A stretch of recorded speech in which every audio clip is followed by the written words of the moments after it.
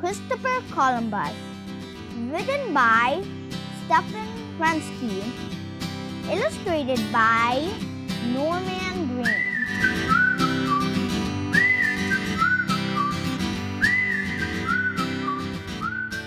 It is August 3rd, 1492. A new day begins in a busy Spanish harbor.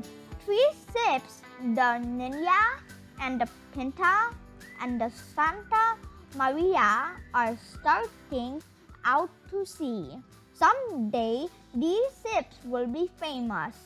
People will know their names 500 years later. But the men on board cannot even imagine that. They are afraid of getting lost. The ocean is a great big mystery. How big is it? How long will it take to cross it? What is on the other side? Will they ever get back to Spain? Christopher Columbus is not afraid of getting lost. He is the captain of Santa Maria and the leader of the voyage. Columbus knows a lot about the sea. He is the navigator and the map maker. Now he dreams of becoming an explorer too. The rulers of Spain, Queen Isabella and King Ferdinand, believe in Columbus. They are paying for his trips. Columbus promised to find a new route from Spain to the Far East.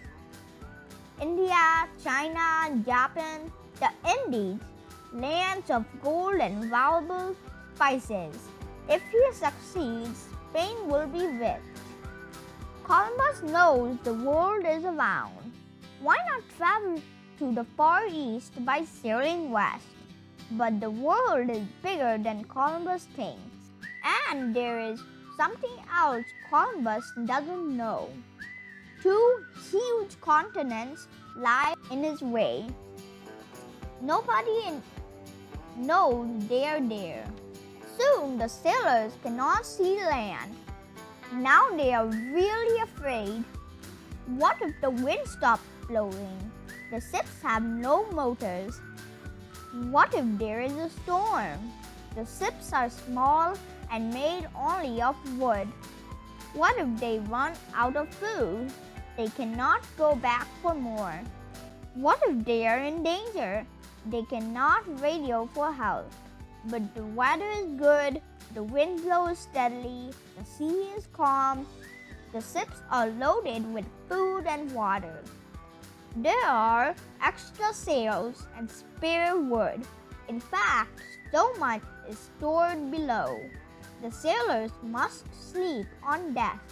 There are 90 men in all, about 30 on each ship. Most are sailors, but there is also a doctor, a carpenter, a goldsmith, and an interpreter who speaks Arabic. There are even some boys to help the sailors. Weeks and weeks go by. Now everyone is tired and scared, tired of eating salt meat, tired of seeing nothing but ocean, tired of being stuck on a tiny ship. One night, a ball of fire blazes across the sky. The sailors watch it fall into the sea. Is it a warning sign? Should they turn back? Are they going to die? But Columbus knows it is just a meteor. Sail on, he tells them, and they go on. One morning, the sailors see another strange sight. A blanket of seaweed covers the ocean. Will the ships get stuck? The sailors are afraid, but not Columbus. Sail on, he cries, and on they go. They have been at sea for almost 2 whole months. Where is the land Columbus promised? Columbus points to the birds flying overhead. He points to the leafy branches floating in the water. Land must be nearby. More days go by. The sailors complain loudly. Who cares about finding a new route to the Indies? They just want to stay alive. Columbus must turn back now. If he doesn't, they will throw him overboard. Columbus begs them to wait just 3 more days, he says. The first night goes by. On the second night, the lookout of the Pinta sees something ahead. The moon is reflecting off a sandy beach. Land! Land! He shouts. The message is sent from ship to ship. It is October 12, 1492. As the sun rises, everyone can see an island. This must be the Far East. 3 boats go ashore. The sailors are so happy to be on land, they kiss the sand.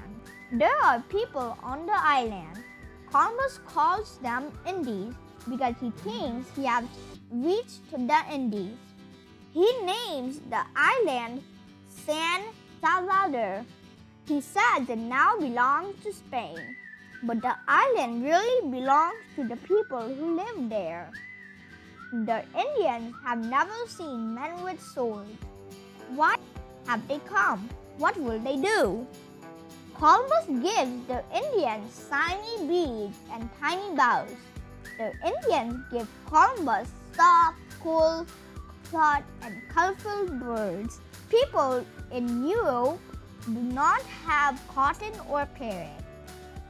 The Indians are wearing gold rings. Columbus asks questions with his hands.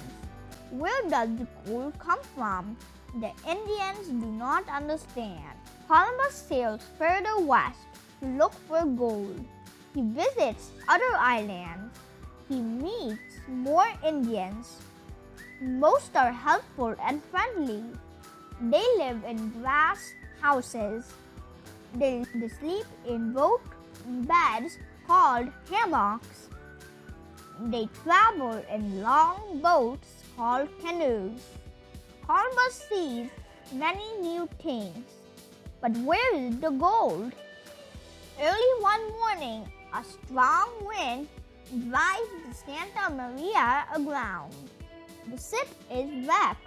Columbus moves to the Ninja, but there is not enough room for everyone on the tiny ship. Many sailors must stay behind on the island. Soon, the Ninja and the Pinta are ready to sail back to Spain. The ships are already loaded with many new kinds of food: corn, potatoes, peanuts, papayas, avocados. Columbus has also forced 6 Indians to come with him. People in Spain have never seen Indians. On the way home, the weather changes day after day. Fierce winds batter the ships. Huge waves wash over the decks. Even Columbus is afraid of sinking. On March 15, 1493, Columbus finally reaches Spain. The voyage has lasted 32 weeks. Columbus rides on a mule to visit the king and queen. Everywhere along the way, people gather to cheer him and to see what he has brought back. Columbus is a hero. King Ferdinand and Queen Isabella listen to his story. They call him Admiral of the Ocean Sea. They believe he has found a new route to the Indies. They have no idea that San Salvador and the other islands he visited are not part of the Indies at all.